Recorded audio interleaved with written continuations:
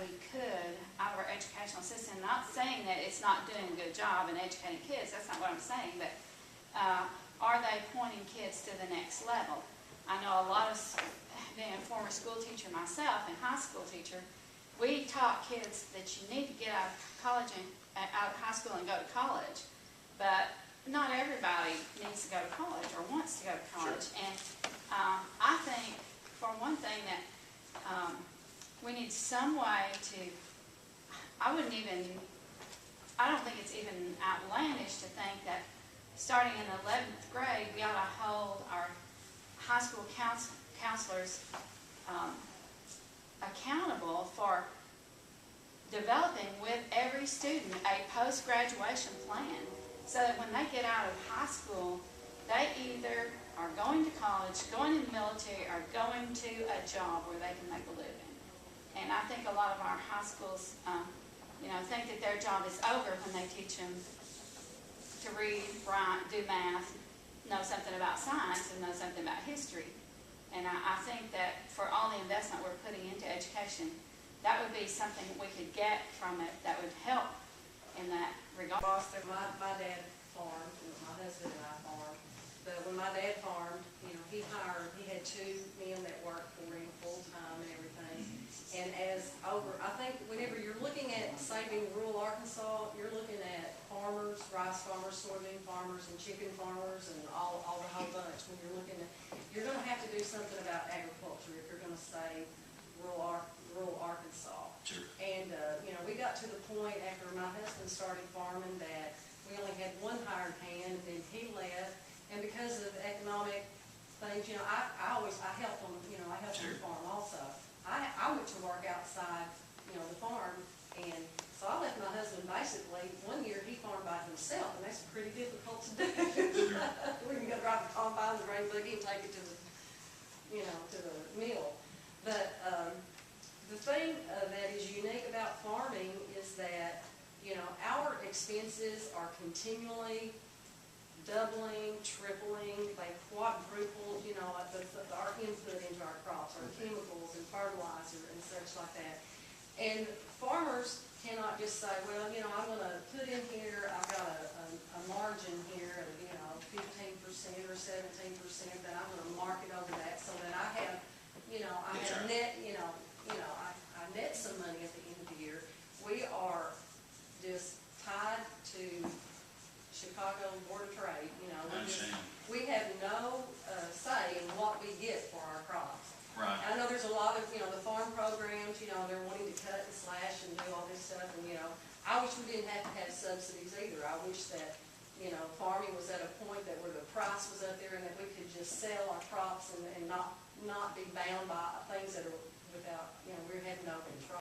I just wanted to say something about the community and economic development piece as it relates to rural Arkansas.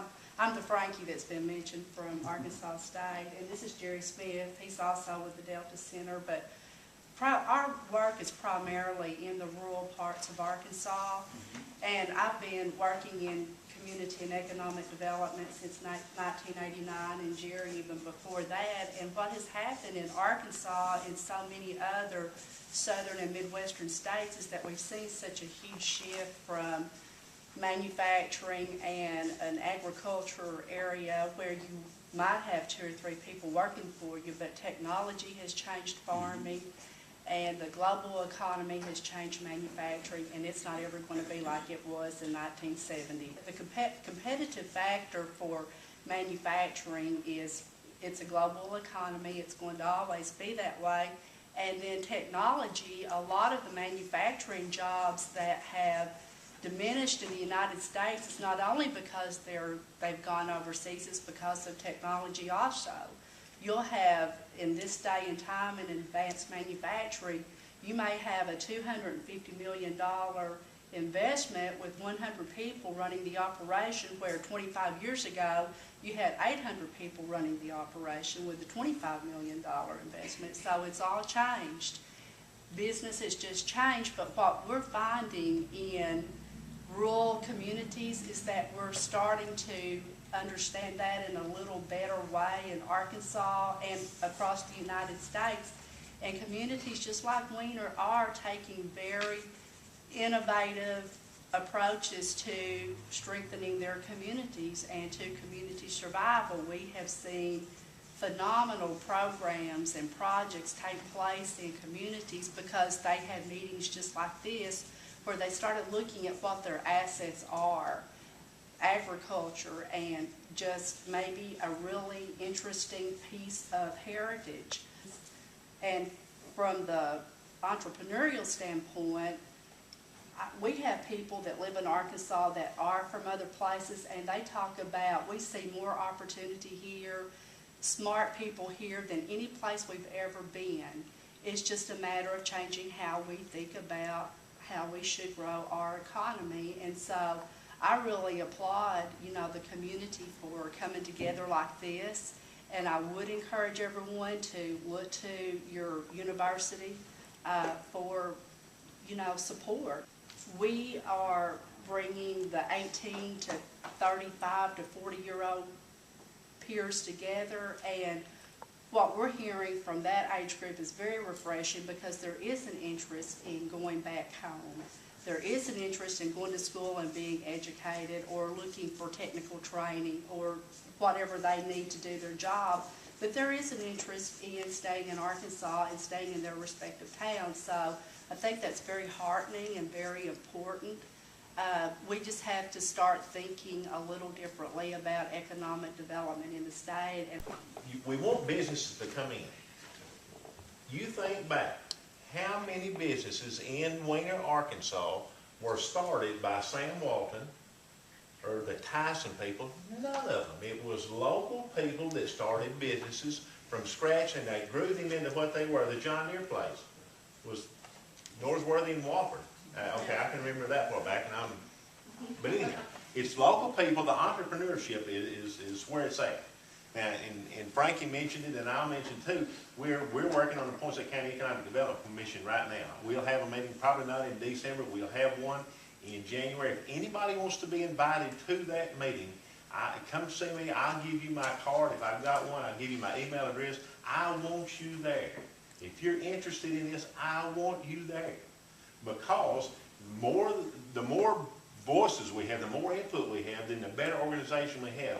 The bureaucracy is choking the little small towns together. We're fighting with ADEQ on a continuous basis. So I'd like to ask the state legislators and yourself, get the bureaucracy off our back.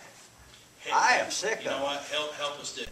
As long as we have a goal in mind and can at least agree on what we want the end to look like, we can work out the stuff in the middle. And we got to get over this. I got to get over this. People, any elected officials got to get over this gridlock that we got because somebody's a Democrat or somebody's a Republican and we're against this and we're against that and we're for this or for this. We've got to get to the end because we're hurting everybody else in the process of this.